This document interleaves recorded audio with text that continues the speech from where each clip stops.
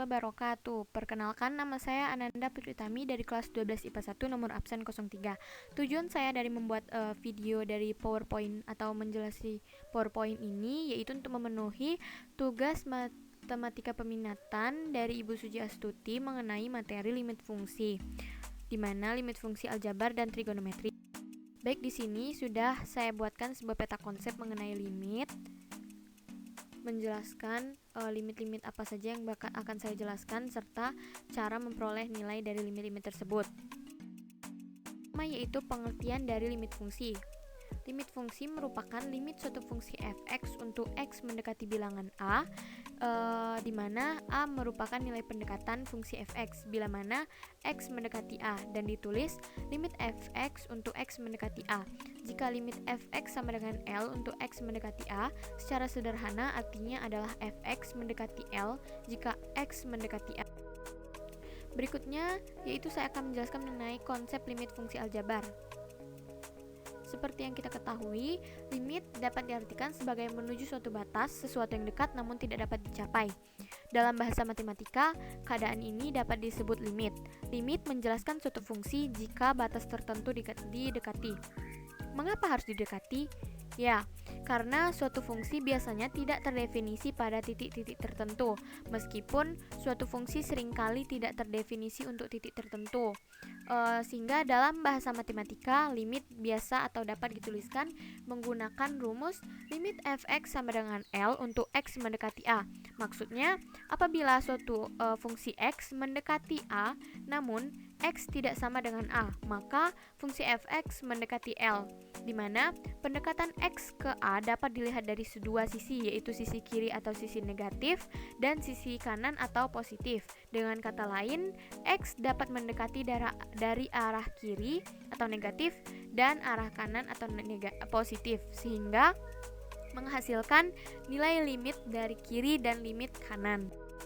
Baik, yang kedua yaitu sifat-sifat dari limit fungsi aljabar, di mana dimisalkan apabila n merupakan bilangan bulat positif, k sebagai konstanta, f dan g merupakan suatu fungsi yang mempunyai limit di C, sehingga dapat berlaku sifat-sifat berikut. Yang pertama yaitu limit k sama dengan k untuk x mendekati C. Yang kedua, limit x sama dengan C untuk x mendekati C.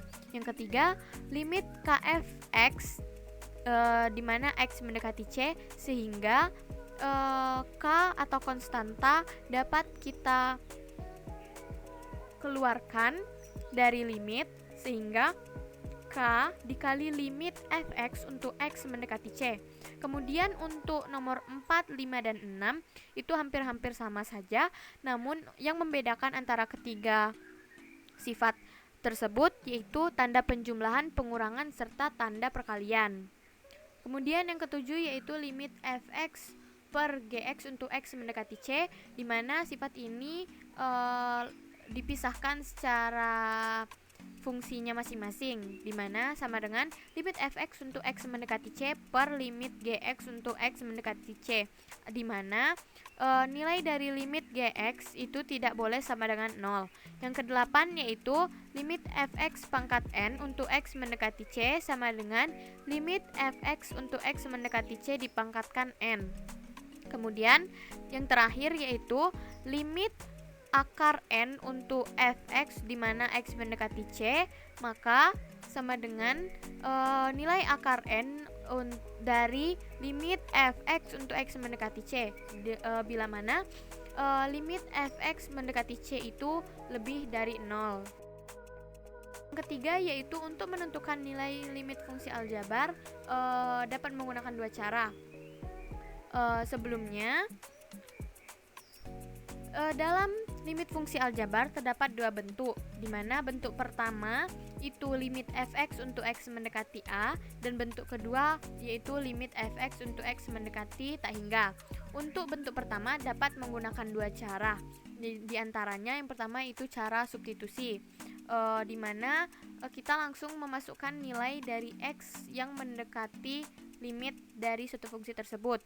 Contohnya, tentukan nilai limit fungsi aljabar dari limit 3x dikurang 1 untuk x mendekati 1 sama dengan 3 dikali 1 dikurang 1 sama dengan 2. Uh, jadi nilai dari limit fungsi aljabar tersebut yaitu sama dengan. Kemudian cara yang kedua yaitu menggunakan cara pemfaktoran. Cara pemfaktoran ini digunakan apabila cara substitusi menghasilkan nilai limit yang tidak terdefinisi, misalnya menghasilkan 0/0. Jadi misalnya cara pemfaktoran ini dapat dilakukan dengan langkah-langkah sebagai berikut. Contohnya yaitu limit x kuadrat dikurang 4 per x min 2 untuk x mendekati 2, di mana nilai dari x kuadrat dikurang 4 ini dapat difaktorkan menjadi x min 2 dikali x plus 2, sehingga nilai dari x min 2 per x min 2 dapat kita sederhanakan sehingga diperoleh limit x mendekati 2 untuk x plus 2, sehingga nilai x langsung kita substitusikan dari nilai pendekatan yaitu 2 ditambah 2 sama dengan 4, sehingga nilai dari limit x kuadrat dikurang 4 per x min 2 untuk x mendekati 2 sama dengan 4.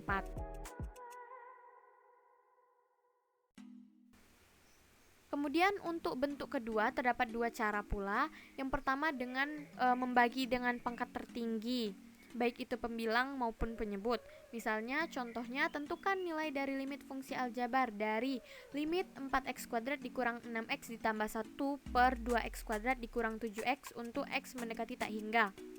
Dimana seperti yang diketahui pangkat tertinggi pada fungsi tersebut yaitu x pangkat 2, sehingga setiap fungsi dibagi dengan x pangkat 2, sehingga diperoleh limit 4 dikurang 6 per x ditambah 1 per x kuadrat per 2 dikurang 7x untuk x mendekati tak hingga, sehingga nilai x langsung kita substitusikan dengan tak hingga, sehingga diperoleh 4 dikurang 0 ditambah 0 per 2 dikurang 0 sama dengan 4 per 2 sama dengan 2, sehingga diperoleh nilai dari limit fungsi x 4x kuadrat dikurang 6x ditambah 1 per 2x kuadrat dikurang 7x untuk x mendekati tak hingga sama dengan 2. Kemudian metode atau cara yang kedua yaitu dengan mengalihkan dengan faktor sekawan, di mana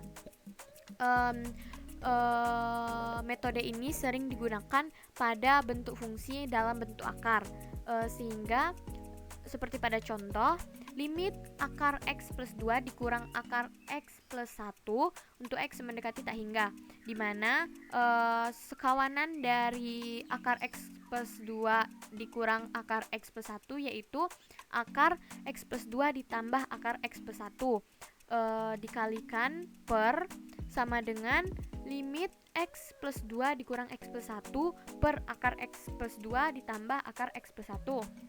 Sehingga kembali lagi menggunakan metode pertama yaitu dengan dibagi atau dikali dengan pangkat tertinggi. Seperti yang diketahui pada soal ini diketahui pangkat tertingginya yaitu x, sehingga tiap-tiap fungsi dibagi dengan x, sehingga diperoleh 0 per akar 1 ditambah 0 ditambah akar 1 ditambah 0 sama dengan 0 per 2, di mana nilai dari 0 per 2 yaitu sama dengan 0.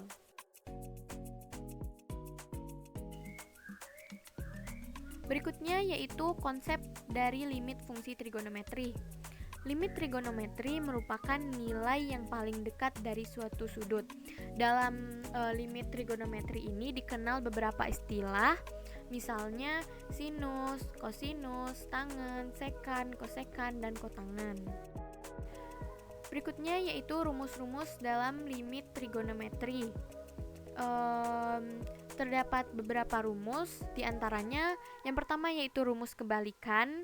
Untuk mencari nilai kosek bisa menggunakan 1 per sin A, untuk mencari sekan dapat menggunakan 1 per cos A, untuk mencari kotangen A sama dengan 1 per tangen A. Kemudian yang kedua yaitu rumus identitas.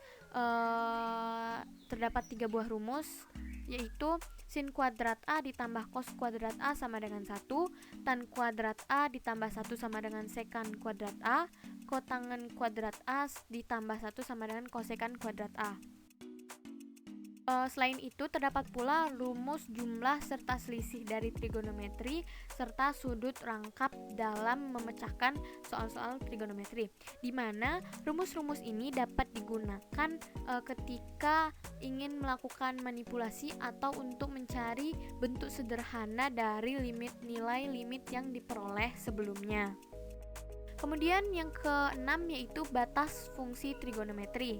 Sama halnya dengan limit trigonometri, limit fungsi trigonometri ini merupakan nilai yang paling dekat dari suatu sudut pada fungsi trigonometri.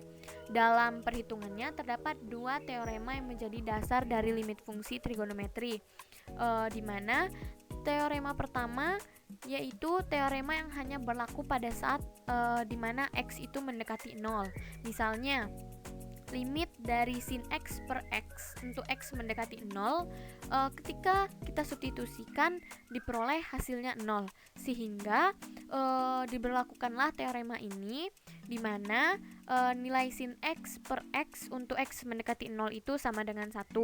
Kemudian teorema kedua di mana teorema ini hanya berlaku pada saat x mendekati c, di mana c itu merupakan sebuah bilangan real.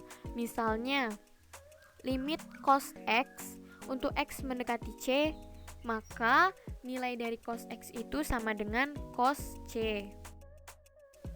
Ya, ini merupakan tabel dari sudut-sudut istimewa untuk mencari nilai dari sudut-sudut yang ditanyakan dalam kuadran 1, 2, 3, 4 serta trigonometri sin, cos, tan, kosekan, sekan, dan kotangen.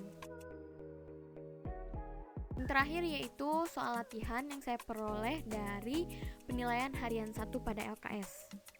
Yang pertama yaitu tentukan nilai dari limit 4x pangkat 7 ditambah 3x pangkat 2 dikurang 5x per 2x kuadrat ditambah 5x kuadrat ditambah 8 untuk x mendekati tak hingga.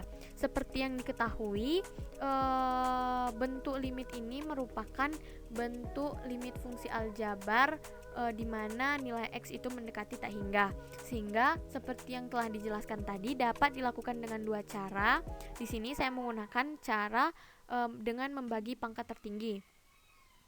Pangkat tertinggi dari fungsi tersebut diketahui yaitu diketahui x pangkat 7, sehingga setiap fungsi dibagi dengan x pangkat 7, sehingga diperoleh limit 4x pangkat 7 per x pangkat 7 ditambah 3x pangkat 2 dikurang x pangkat 7 dikurang 5 per x pangkat 7 per 2x pangkat 2 dikurang x pangkat 7 ditambah 5x pangkat 2 per x pangkat 7 ditambah 8 per x pangkat 7, di mana nilai x itu mendekati tak hingga. Sehingga bisa langsung kita substitusikan atau kita sederhanakan terlebih dahulu, di mana bentuk sederhananya yaitu sama dengan limit 4 ditambah 3 per x pangkat 4 dikurang 5 per x pangkat 7 per 2 ditambah 5 per x pangkat 5 ditambah 8 per x pangkat 7, di mana x mendekati tak hingga. Sehingga langsung kita substitusikan nilai x yaitu tak hingga, sehingga diperoleh nilai 4 ditambah 0 dikurang 0 per 2 ditambah 0 ditambah 0 sama dengan 4 per 2 sama dengan 2. Sehingga nilai dari limit 4x pangkat 7 ditambah 3x pangkat 3 dikurang 5 per 2x pangkat 7 ditambah 5x pangkat 2 ditambah 8 untuk x mendekati tak hingga sama dengan 2. Kemudian soal yang kedua yaitu salah satu contoh dari soal-soal limit fungsi trigonometri, yaitu tentukan nilai dari limit cos x ditambah 2 sin kuadrat 2x di mana x mendekati pi per 3. Seperti yang diketahui, nilai pi per 3 yaitu sama dengan nilai dari sudut 90 derajat. Sehingga terlebih dahulu saya akan menjabarkan 2 sin kuadrat 2x menjadi 2 dikali sin x dikali sin x, 2 dikali sin 2x dikali sin 2x. Maka ketika sudah saya jabarkan, saya langsung mensubstitusikan nilai dari pi per 3, yaitu limit cos pi per 3 ditambah 2 sin 2 dikali pi per 3 dikali sin 2 dikali pi per 3 sama dengan, seperti yang diketahui, cos 90 derajat yaitu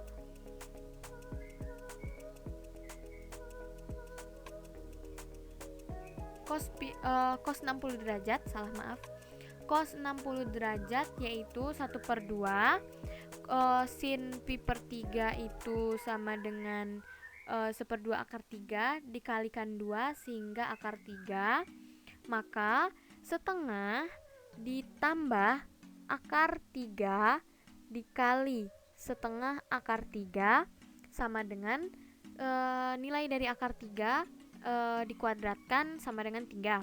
Maka setengah ditambah 3/2 sama dengan 4/2 sama dengan 2. Sehingga nilai dari limit cos x ditambah 2 sin kuadrat x untuk x mendekati pi per 3 sama dengan 2.